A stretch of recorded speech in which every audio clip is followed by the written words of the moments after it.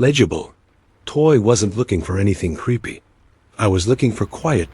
It was a weekday hike, took off work, drove out early. Figured I'd knock out a loop trail I'd bookmarked months ago and never touched.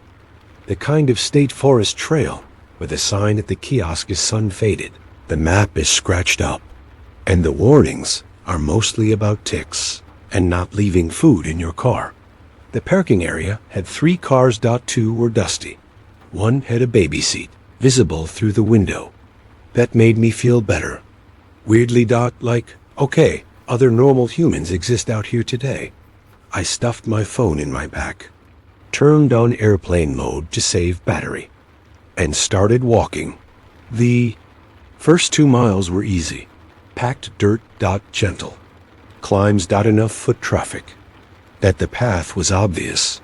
I passed a creek with water running fast from recent rain. I saw fresh deer tracks in a muddy patch. Where the trail narrowed. Then the trail split. The official route went left. There was a small wooden arrow bolted to a post. The arrow was cracked, but still legible. To the right, there was a faint spur with no marker, just a narrow break in ferns, like someone had walked it often enough to keep it from disappearing. I stood there longer than I should have, weighing it like it mattered. It didn't feel like a wrong turn decision. It felt like a curiosity decision. I went right. The spur was quieter almost immediately. Like the trees got closer together, the ground stayed firm. But the trail got narrower and more uneven. It wasn't overgrown enough to feel abandoned, though. It felt maintained in a lazy way, like it had a purpose. After another 15 minutes, I noticed something that didn't belong. A strip of blue plastic tied to a branch. Not a trail marker, not official, just a piece of plastic, bag twisted tight around bark. Then another one, and another. They weren't spaced evenly, but they were consistent enough that I stopped telling myself it was trash. Someone had marked this path. My first thought was hunters. My second thought was kids. My third thought was the one I didn't like. Someone wanted people to find something. I should have turned around. I didn't. You always hear people say that in stories. I should have turned around, and it sounds like a dramatic line. In real life, it's a quiet thought you ignore because nothing bad has happened yet. A mile later, the trees opened into a small clearing, and there it was. A cabin. Not a nice cabin, not a cute weekend getaway. Cabin, squat. Gray structure with a sagging roof, boards split from weather, and one window missing glass entirely. The front door was closed, but crooked in the frame, like it didn't sit right anymore. It sat there like it had been placed, not hidden, not swallowed by the woods. Just there, in the center of the clearing, as if the forest had decided to give it space. My first instinct was excitement, the dumb kind, that this is a cool find. My second instinct faster. Colder was the feeling that I wasn't alone, that it wasn't a sound, that it wasn't a movement, that it was the pressure of being watched. Like when you walk into a room and someone's already staring at you from the corner. I stood at the edge of the clearing and scanned. Trees. Brush. Nothing obvious. No birds calling.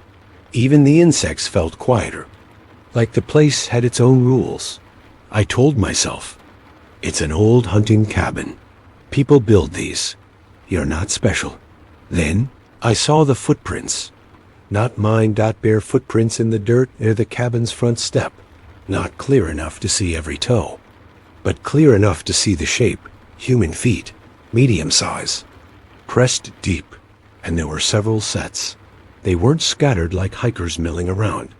They clustered near the door and the window, like people had stood there for a while. My throat went dry. I should have left right then. No debate. Just back down the spur trail and pretend I never saw it. Instead, I walked closer because my brain wanted an explanation. That fit inside normal. I stopped on the cabin's front. Stepped out, the wood creaked under my boot. I listened. Nothing. I put my hand on the door. It wasn't locked. That fact bothered me more than if it had been. I pushed it open. Slowly, the smell hit first. Stale wood, damp rot, and something sour underneath that didn't belong in an empty building. Not exactly decay, more like old sweat and wet fur. Inside, it was dim. Light came in through the missing window, and a few cracks in the walls. Dust floated in the beam like glitter you didn't want. The place was one room, a broken table, a rusted stove, a cot frame, without a mattress. And the walls were covered. Not graffiti like teenagers. Not help carved by someone lost. These were deliberate markings. Writings. Over and over in uneven lines. Some of it looked like words. Some of it was just repeated symbols that my brain couldn't settle on. Like someone had tried to write and forgot how halfway through. There were also effigies. Bundles of sticks tied with twine and strips of cloth. Some had bits of hair woven through. Some had small bones, bird bones, maybe tied at the center like jewelry. They hung from nails in the beams, swaying slightly in the draft. I didn't step in far. I stayed near the door, half in, half out, ready to back up. I tried to read the wall closest to me. One phrase stood out because it was repeated in a more recognizable hand. Stay quiet, stay quiet, stay quiet. Below that, scratched deeper. Like someone was angry. They hear you touch iron, ki, and that made my stomach do a slow turn. Because it was stupid. Because it was impossible. Because the idea still put cold in my chest. I reached for my phone. No service. Obviously. Airplane mode still on. I flicked it off. Anyway, out of reflex.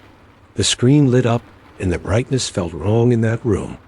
Like I'd brought a flashlight into someone else's sleep. Sound came from outside. Not footsteps. Not a twig snap. Soft clicking noise. Like teeth. I froze and listened. It came again. Closer. Then stopped. My mouth went dry. I realized I'd been holding my breath and forced myself to exhale quietly. Something brushed the outside wall. A slow scrape. Like a palm dragging along boards. Then a whisper. So faint I thought I imagined it. At first. Not a word. A breathy human sound. Like someone trying to imitate speech without knowing how. Backed toward the doorway. And then I saw movement in the missing window. A face. Just for a second. Human-shaped. But wrong. Too thin. Skin tight over cheekbones. Dark and fixed. Hair matted to the scalp. It vanished. Before my brain could grab it, I stepped backward out of the cabin and turned to scan the clearing. Nothing. Just trees. Then dash behind me. The effigies inside the cabin shifted slightly. Like something had moved through the room. A laugh sound came from the tree line. Not a normal laugh. A short, broken burst that sounded like someone had learned it from far away. My heart started hammering. Hello? I called, immediately regretting it. My voice sounded too loud. The woods answered with silence. Then, the cabin door moved. Not closing. Something on the other side pressed against it. Slowly. Deliberately. The door bulged outward a fraction, creaking in the frame. Like someone was leaning into it from inside. My skin went cold. I hadn't gone deep enough into the cabin for anyone to slip past me. Unless they'd been in there already. Unless they'd been quiet. I stepped back. Hands up like that would help. The door creaked again, and then it burst open. A person came out low and fast, almost on all fours. They were naked from the waist up, filthy, ribs visible. Their skin was grayish with grime and old. Bruises. Their mouth was stretched in a grin that wasn't happy, just exposed teeth. Their hands were too. Dirty to tell where the nails ended and the filth began. But the nails looked long and broken. They didn't hesitate. They grabbed at me like I was food. I shoved hard and stumbled back. Nearly going down. My boot caught the step, and pain flashed in my ankle.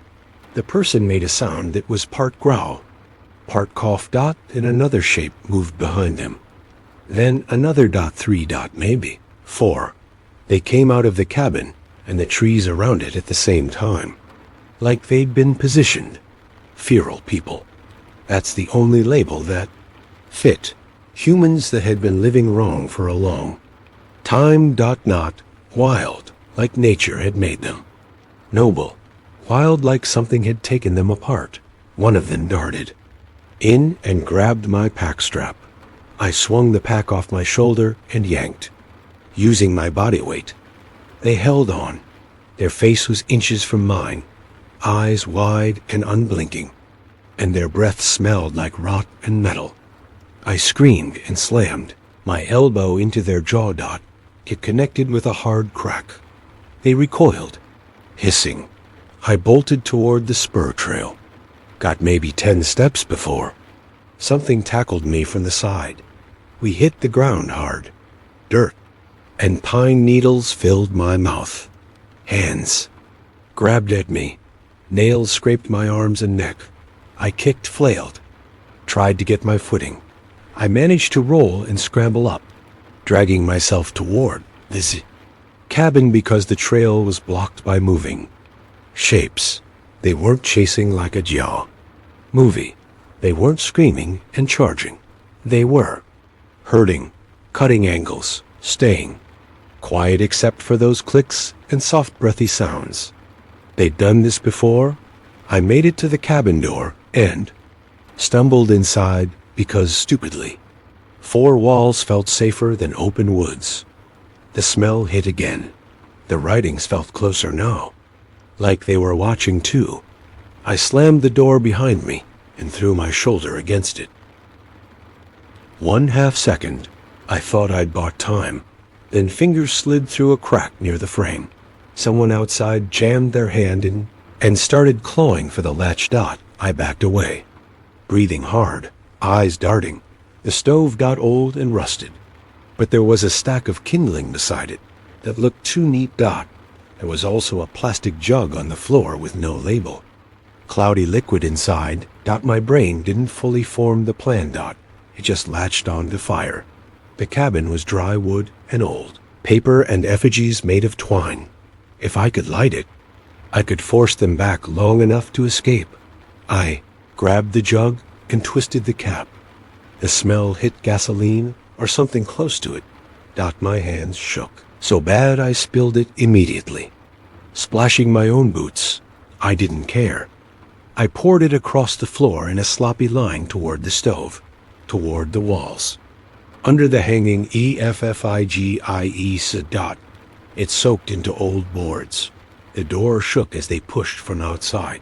The window, where the glass was missing, filled with a head, another face, peering in, mouth open like it was, smiling, eyes dark, teeth stained. I grabbed my lighter from my pocket with shaking fingers. I flicked it once. Nothing. FLICKED. Again. Flame. I moved toward the gasoline trail. A hand shot in through the broken window and grabbed my wrist. The grip was strong. Fingers like rope. I twisted hard and yanked back. The nails scraped my skin. Pain flared. The hand held on.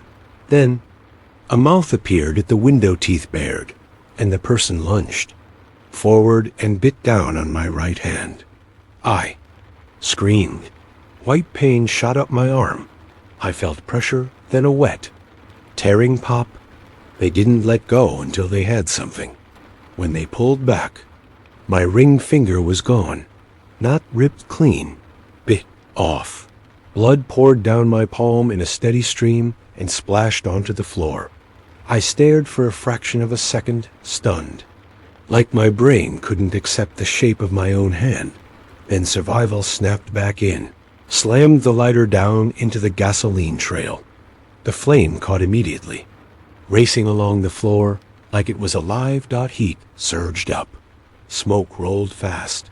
The person at the window jerked back, making a high squeal sound like an animal. The door banged again. Harder. Panic. On the other side now. Fire climbed the wall where gasoline had splashed, licking up toward the effigies. Twine snapped. One bundle fell and burned bright, hair curling, smelling awful. I coughed and backed toward the window. My hand was slick with blood. I pressed it to my chest to slow it, but it didn't help much. The cabin filled with smoke too fast. My eyes burned. My throat seized. I took a breath, and it tasted like melted plastic. The only way out was the broken window. Shoved the old table toward it with my shoulder, using it like a step, because the sill was higher than it looked from outside. Behind me, the door finally gave. It swung inward and one of them stumbled in. Face lit orange by firelight. They froze for half a second, staring at the flames, like they didn't understand it. Then they saw me. They made that clicking sound again. Teeth. Rapid and excited, I climbed onto the table and threw myself through the window.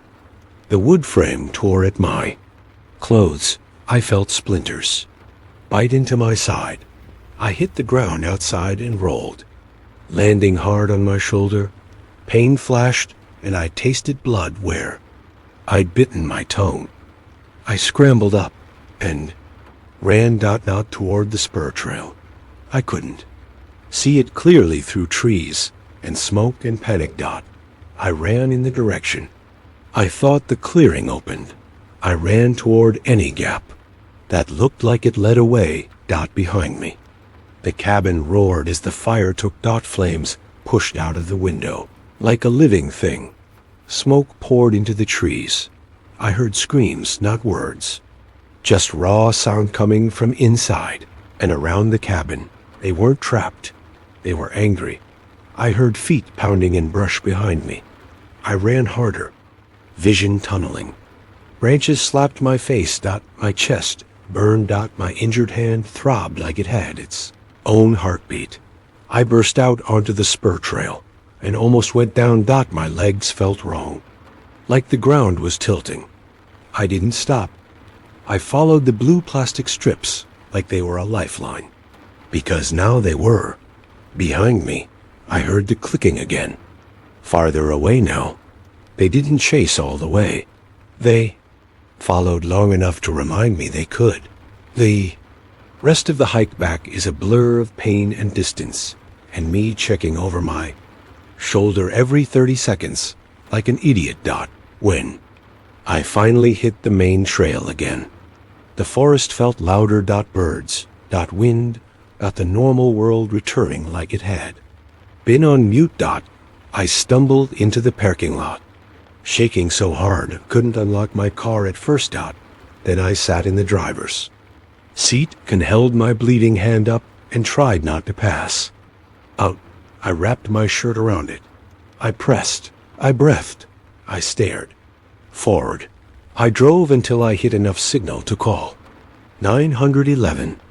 I told the dispatcher I'd been attacked on a trail spur by people, and I needed an ambulance. And I was missing a finger. And I wasn't kidding. They asked for my location. Gave it. They asked what trail. I told them the official loop name and said there was an unmarked spur off it with blue plastic tied to branches. And there was an abandoned cabin. There was a pause on the line when I said, people. Then the dispatcher said, carefully, are you safe right now? I'm in my car, I said. I'm leaving. At the hospital, a nurse cleaned my hand and didn't react the way people in movies react. She didn't gasp out. She didn't scream. She just got very focused and very efficient. Stitched what they could. They wrapped what they couldn't. They took statements. A deputy showed up and asked questions like he'd heard similar stories before and hated. 2 days later, Someone from the county called and told me they checked the area. They found the burned cabin. They found footprints. They found signs of habitation. They didn't find anyone. They also told me, in that careful tone people use when they're trying to end a conversation, that the spur trail doesn't exist on official maps and I should not go looking for it. Didn't argue. I just asked one question. Those writings on the wall, I said. Did you see them? The person on the phone hesitated just long enough to answer without answering. We're aware, they said. Then, please take care of yourself. I hung up.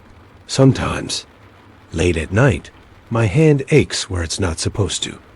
I'll wake up and flex my fingers, counting them without thinking.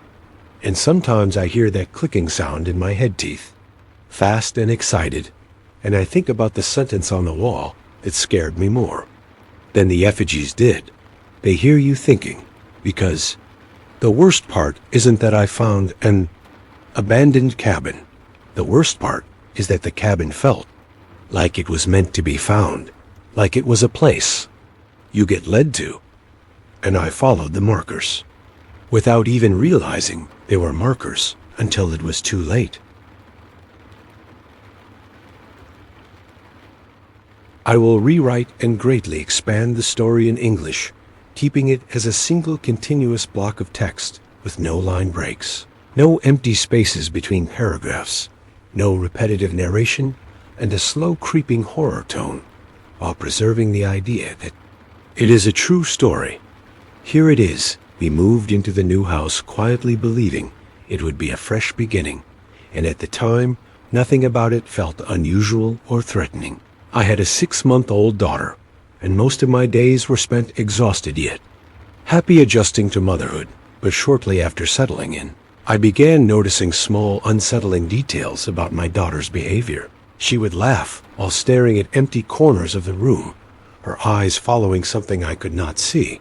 And sometimes, when she cried, she would suddenly stop on her own, as if someone had comforted her, and I convinced myself it was nothing more than childish reflexes, or what people often say about angels playing with infants. But deep down an unease slowly took root. Then one night everything changed. My daughter was asleep in her crib in her room, and sometime deep into the night, I woke to the sound of her screaming and crying in distress. My heart jumped, and I rushed toward her room, already imagining the worst. But as I approached the door, the crying suddenly stopped, and instead, I heard something that froze me in place. It was the soft, clear voice of a woman singing a lullaby, a slow, gentle melody meant to soothe a child. And it worked, because my daughter went silent, completely calm, as if she had been held. I felt my breath tighten as I moved closer, every instinct telling me to turn back, but fear for my child pushed me forward, and through the narrow opening of the door, I saw her standing beside the crib, a tall woman, unnaturally still, with long black hair flowing down her back. Her presence felt wrong, heavy, like the air itself had thickened.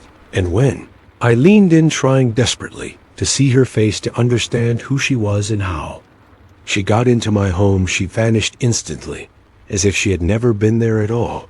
The room was empty, silent, and unbearably cold. I rushed to my daughter and held her, shaking, unable to stop crying myself. From that night on, I never allowed her to sleep alone again, not even for a moment.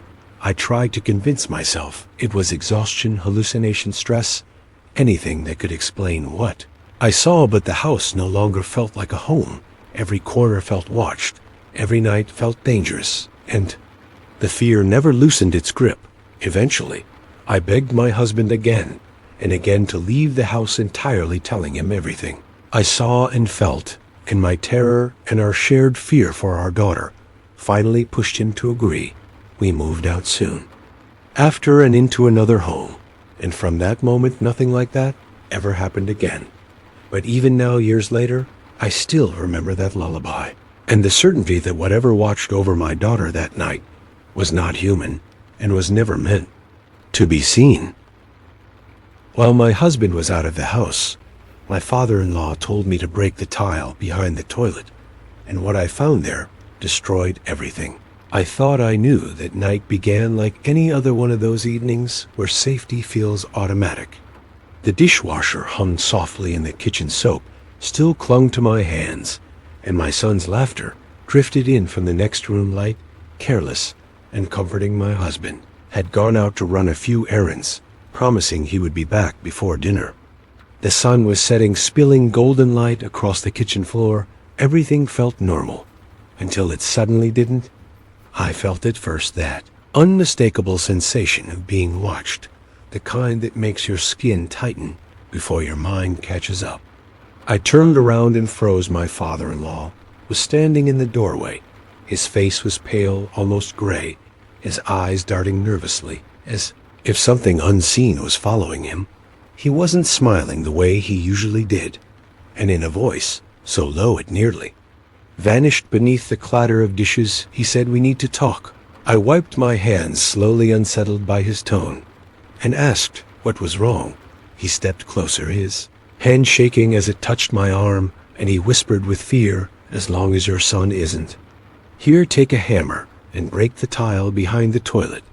No one must know, not even my son, not even your husband." I laughed, nervously convinced he had to be joking. "What are you talking about? We just finished renovating the bathroom. We're even. Thinking of selling the house. Why would I destroy it?" But then his grip tightened, unexpectedly strong for a man his age, and his eyes locked into mine. What? I saw there wasn't madness. It was something worse, terror, real raw terror. He said, "Your husband is lying to you. The truth is inside that wall. Do it before it's too late." And then he let go, turned, and left, without another word, as if he had already said far more than he was supposed to. My heart was pounding.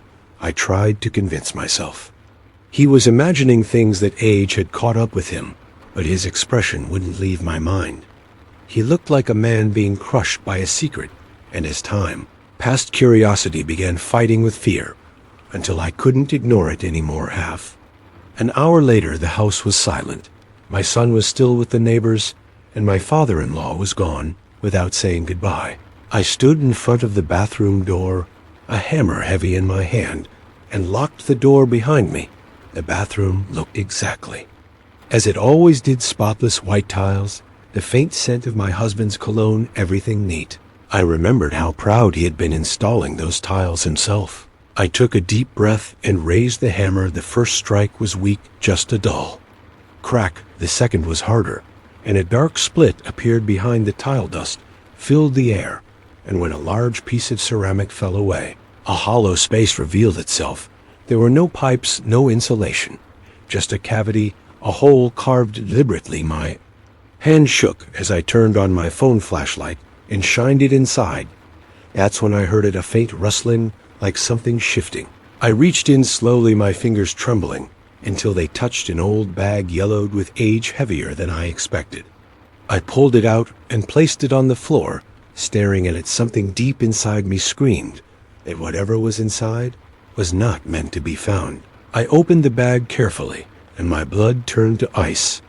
Inside were dozens of photographs, old photographs, bound together with a rubber band. Most of them faded, some warped by moisture. They showed the same bathroom before the renovation, before the tiles were replaced. But what made my stomach drop was what else appeared in the images. A woman standing in the background, watching, sometimes smiling, sometimes not, always in the same position, just behind the toilet, her face blurred in every photo, as if the camera itself refused to capture it.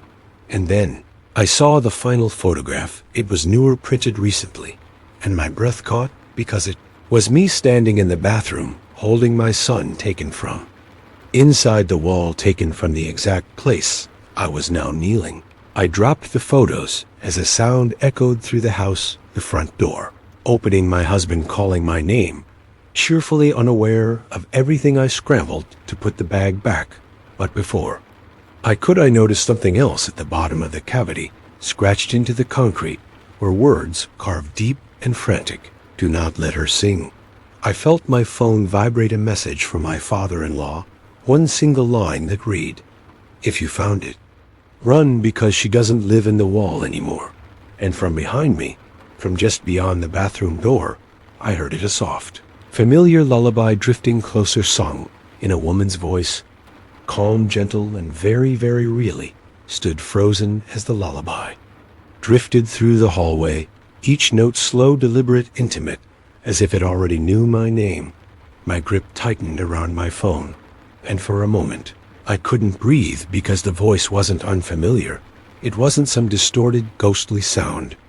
It was warm, practiced, maternal, the kind of voice you trust without thinking. My husband called my name again, closer this time, and panic surged through me. I shoved the yellowed bag back into the wall cavity, with shaking hands pushed the broken tile loosely into place, and staggered to my feet, wiping dust from my clothes. Just as the bathroom door handle turned, I unlocked it and stepped out, forcing a smile. My husband looked at me confused, asking why I looked pale, asking if everything was okay. And I lied, nodding too fast, telling him I felt dizzy, that I needed air. The lullaby had stopped completely, as if it had never existed. Dinner passed in a blur.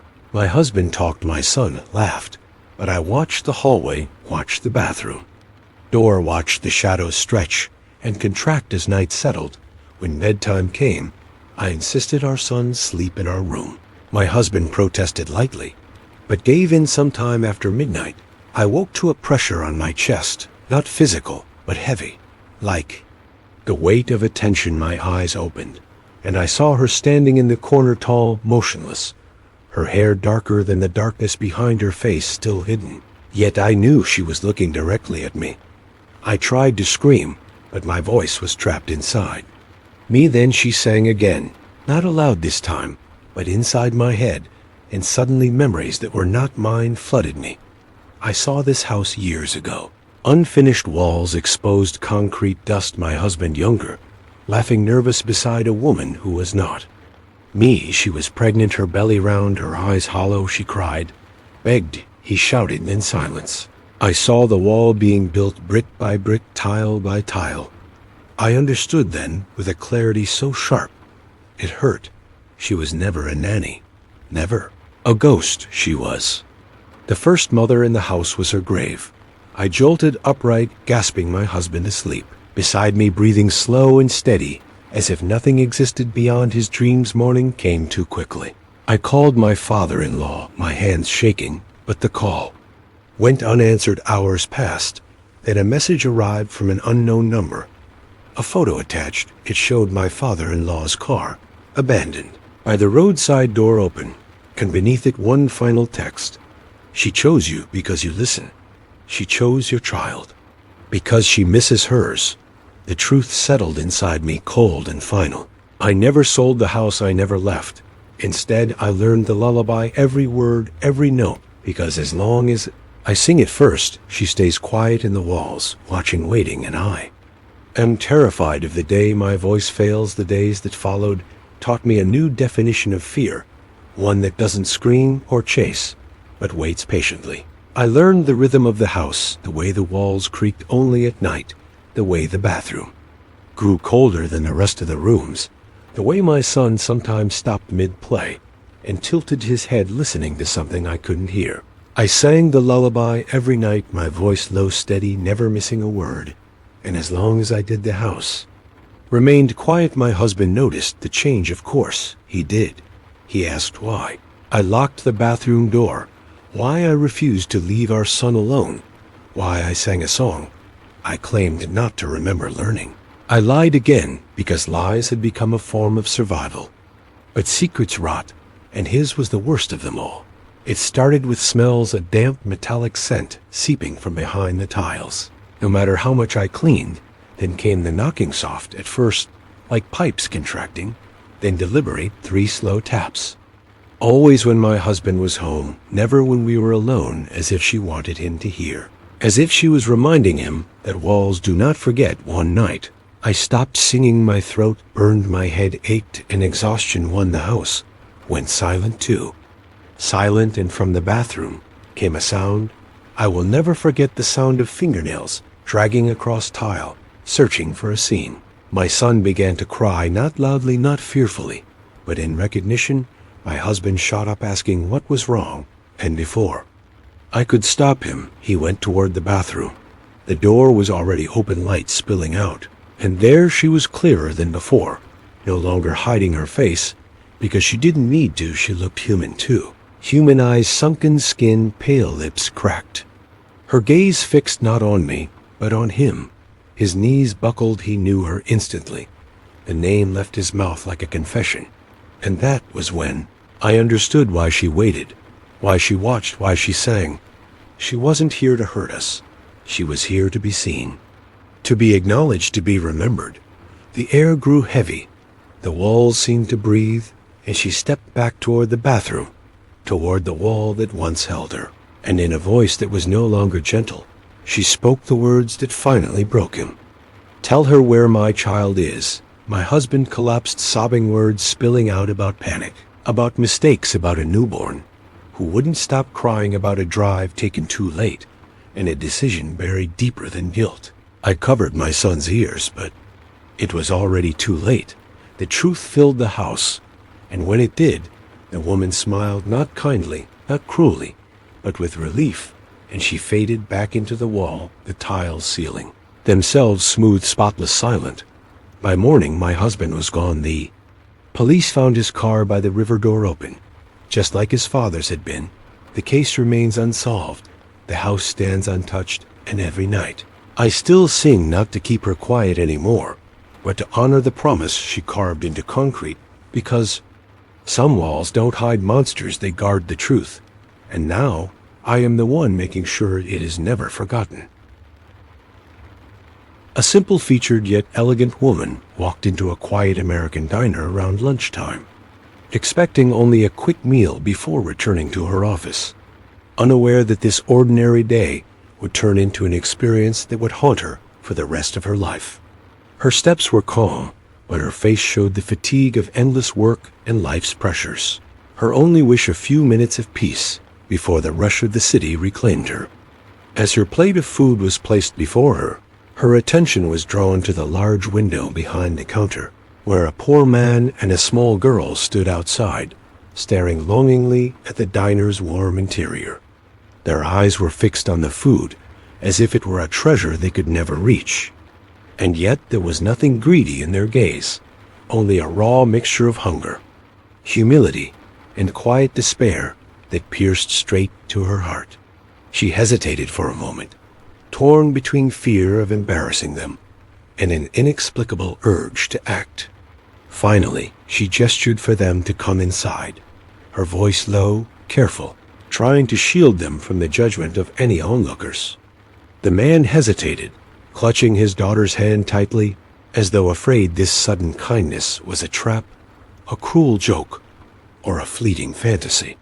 The little girl's wide eyes drank in every detail of the diner as she stepped inside, as if she had crossed into another world, a world she wasn't meant to know. The woman smiled warmly, signaling silently for them to order whatever they liked. Without waiting for them to respond, she asked the waiter to prepare 2 extra plates for them, her hands shaking, heart pounding, and as the food was set before them, the little girl's astonishment melted into a quiet, fragile joy. She ate slowly, as if the slightest misstep would make the dream vanish, while the father muttered soft prayers, tears brimming in his eyes. The woman watched silently, barely touching her own meal, her heart full as though she had eaten a feast of human gratitude itself. After they finished, they washed their hands and thanked her simply, but sincerely, the girl offering a small smile so pure it seemed unreal, almost ethereal. They left quietly, melting into the city street as if the magic of the moment was too fragile to be exposed. The woman returned to her meal, feeling a strange peace, until she called for the check. The waiter placed it before her, a smile on his face that seemed to flicker for just a second like something unnatural. She froze. The total was $0, but a handwritten note beneath it made her heart leap. Kindness can be seen. It is never forgotten. Some eyes never close. She glanced around the diner. The place was emptying. normal sounds of utensils clinking and chatter filling the space. But then she noticed them, the reflections in the window behind the counter. The man and girl were gone, but their images lingered, faint but unmistakable. Not on the street outside, but inside the glass, staring at her silently, their eyes darker than they should be, as if warning her. Her stomach dropped. She tried to shake it off, telling herself it was a trick of light or her imagination. But the reflections moved slightly, and in the next instant, the little girl's eyes blinked, looking directly at her with an expression too knowing, too ancient for a child so young. A chill ran down her spine, the air in the diner thickening. Her phone vibrated. A message appeared from an unknown number. She watches through those who see. Feed her, or she will find another way. The diner lights flickered, shadows stretching unnaturally along the walls. Outside, a cold wind whispered through the street, though the day was warm. The woman's hands shook violently as the reflections in the glass began to smile. A slow, impossible smile, one that held centuries of hunger and waiting. She stumbled. Backward, heart pounding, realizing the act of kindness she had offered had been witnessed by something far older than human. Something that never forgot those who acted with generosity. Something that demanded acknowledgement in ways the living could scarcely comprehend. As she bolted out of the diner, the echo of the little girl's laugh followed her, faint, soft, but impossibly close, lingering in her mind like a song she could never unhear. And in that moment, she understood. Kindness is never truly free, and sometimes the ones you try to help watch you long after they leave, waiting, always waiting, for the next chance to remember, the next chance to test the depth of your heart. Days passed after that lunch, but the woman could not escape the memory of the diner, nor the message, nor the eyes of the little girl in the window. At first, she tried to convince herself it had been a trick of the light, her imagination running wild, stress from work, exhaustion from the city life. But soon, subtle signs began to appear. The reflections in glass surfaces, mirrors, windows. Even the black screen of her phone sometimes shifted just a little, showing a small figure she didn't recognize until she realized it was the girl, always watching, always waiting. At night, when she lay in bed, she could hear a soft, deliberate tapping, faint as if someone was scratching at the walls, at her consciousness, calling attention to itself. She began to see shadows move against the corners of her apartment, even during daylight, shadows shaped like a small child, but stretching unnaturally long. One evening, she found her daughter's baby photo on her living room table, though she had never left it there. Her heart raced. The handwriting at the bottom read only, "Do not forget me." She called her friends, co-workers, even the diner, but nobody had seen anything. Nobody knew anything. The city continued its usual hum, indifferent to the invisible presence watching her every step. She stopped eating in restaurants, fearing the reflections, but even at home, she could not escape. The little girl's laughter would echo faintly in her apartment, late at night, sometimes close, sometimes distant, always leaving a chill in her chest. Every act of kindness she performed afterward felt heavier, as though the same ancient eyes were judging her, weighing her sincerity.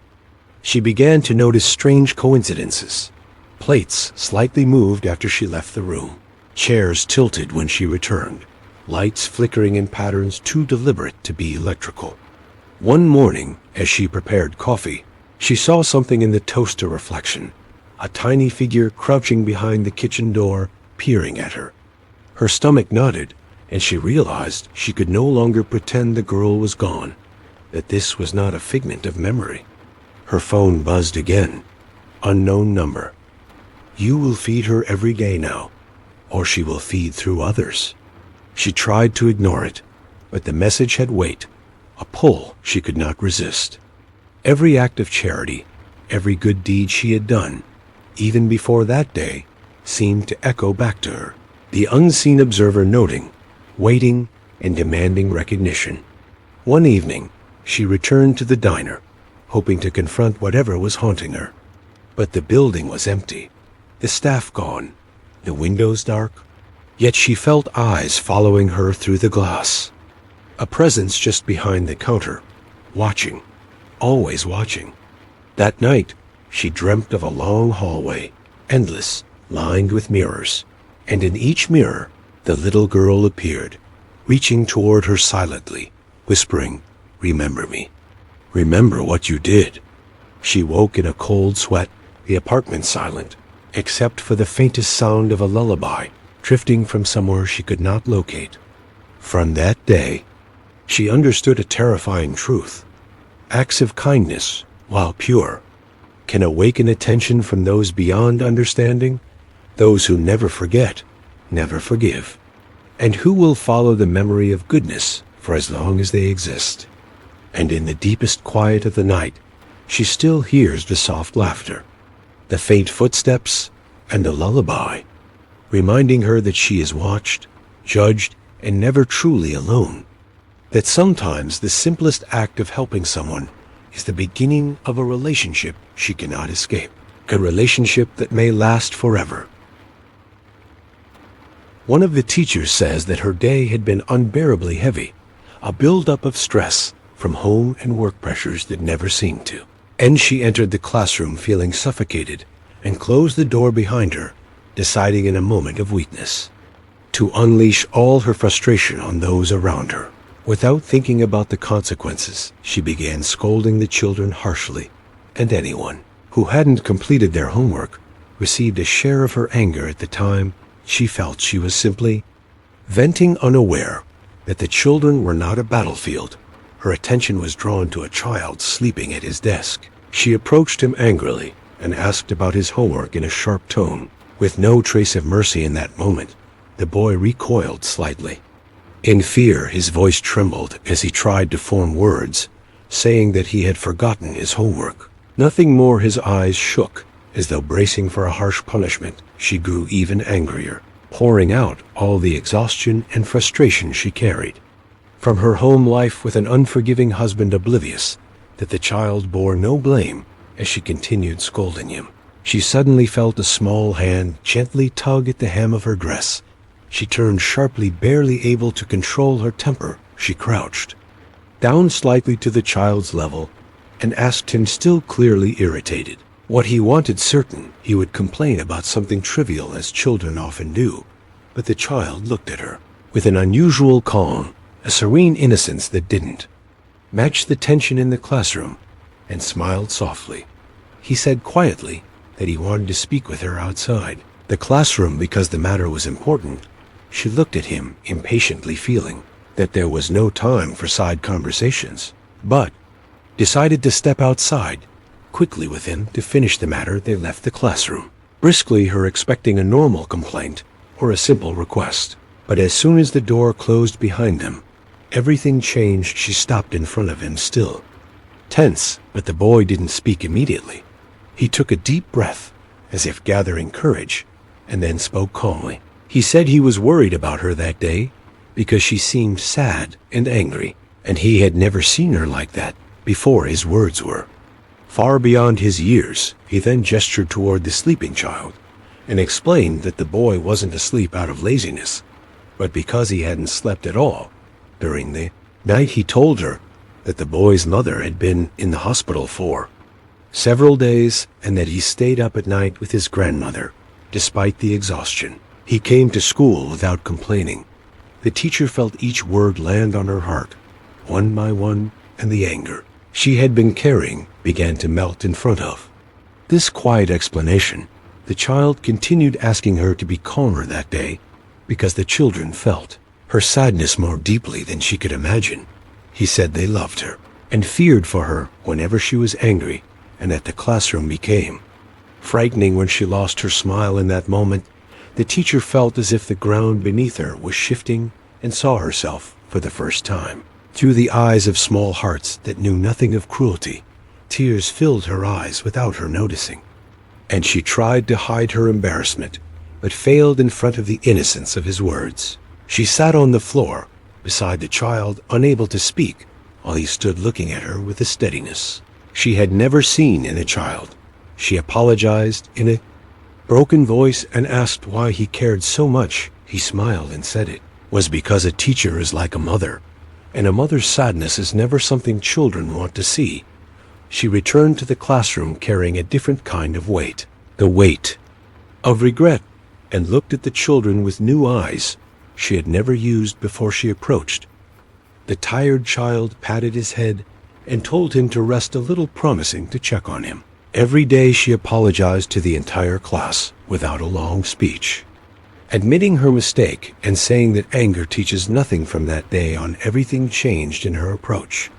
She realized that the harshest lessons can come from the smallest hearts. She says that whenever she feels stressed, she remembers the little hand tugging at her dress, reminding her of her humanity. But what no one knows is that this same child would just a few days later be the reason for a decision that would change her life completely.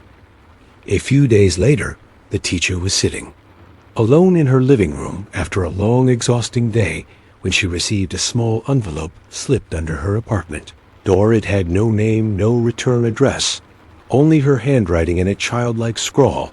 She opened it carefully and found a simple drawing of the classroom, the desks, and the sleeping child. She recognized immediately, and beneath it, a short message written in the same shaky, childish hand. It read, "Thank you for listening. I wanted you to see. I wanted you to remember." Her heart skipped a beat, and a cold shiver ran down her spine. She realized that the same child who had spoken to her now held a power over her heart. She could not explain a connection deeper than reason, deeper than logic, a pull that made her remember every detail of that day, the tug on her dress, the calm in his voice, the way he saw her sadness before anyone else did. And as the days passed, more notes appeared, sometimes slipped into her bag, sometimes left on her desk at school, sometimes taped under her classroom chair, each one always signed simply with his initials, but everyone carrying a weight far beyond his age. They reminded her to pause, to breathe, to care, to see that anger only teaches fear and sadness, only spreads more sadness. But it was not just reminders, they were challenges, subtle warnings about attention and presence. She began to notice small, strange occurrences in the classroom papers, slightly moved books, slightly askew chairs, never where she had left them, shadows in corners of the room just beyond her sight, a soft echo of a laugh that seemed to follow her from desk to desk. At first, she tried to dismiss it, but she could not. The child's presence felt constant, though he was always physically elsewhere. She realized that her life had shifted permanently.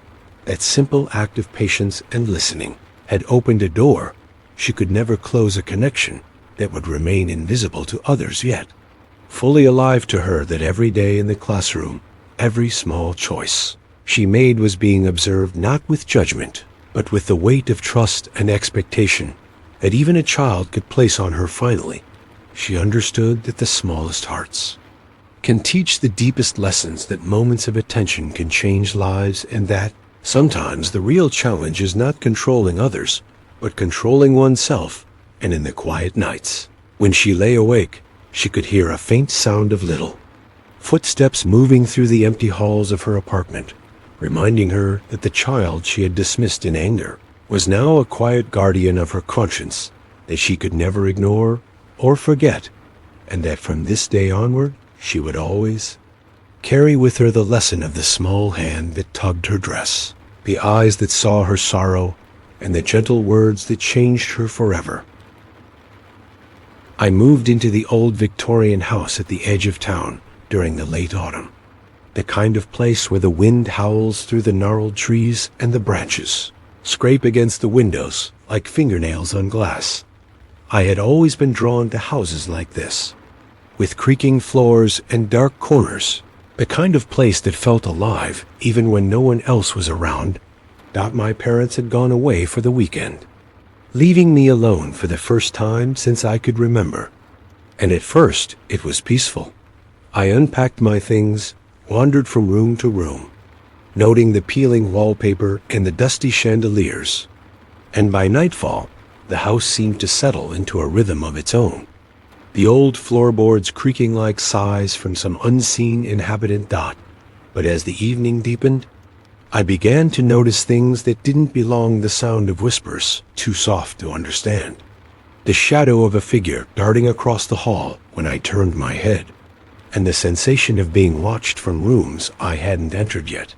I told myself it was just my imagination, the kind of overactive mind that loves to scare itself. But when I went upstairs to check my bedroom, I found the door to the attic slightly ajar.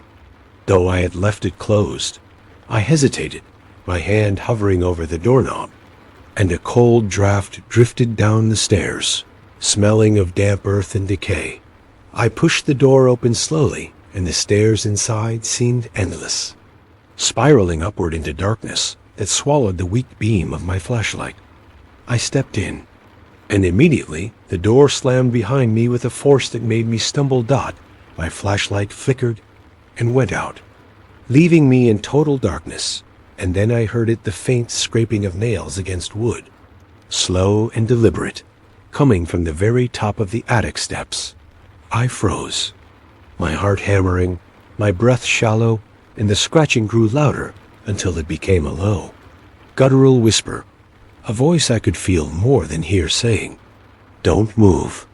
I tried to scream, but no sound came out, as if the house itself was swallowing my voice.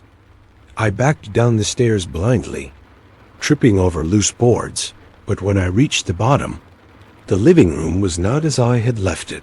The furniture had shifted, the shadows longer and darker than before, and in the corner, just at the edge of my vision, a figure crouched, featureless, but radiating something cold and hungry. I ran to the kitchen and grabbed a knife from the drawer, my hands shaking uncontrollably, and the whispering followed me, now all around me, coming from the walls, the floor, even the ceiling. I could feel the presence moving closer, circling, waiting for me to slip. To make a sound, I tried the front door, but it was locked, though I had left it unlocked when I came home. The key impossible to turn, as if some invisible force had jammed it. I could hear breathing now, slow and deliberate, matching my own panic, and when I turned, I saw dozens of shadowy faces pressed against the windows, their mouths opening in silent screams that sent ice through my veins. I ran to the stairs again, hoping to escape to my bedroom, but the staircase stretched impossibly long, each step creaking like bones breaking under weight I could not see.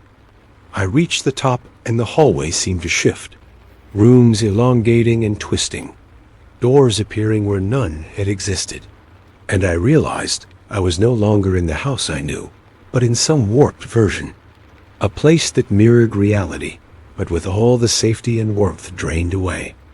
I tried to hide in my room, locking the door, but the whispering seeped under the crack. Words like, "I see you, I watch you, you can't hide," repeating over and over, each syllable sinking into my mind, making it ache.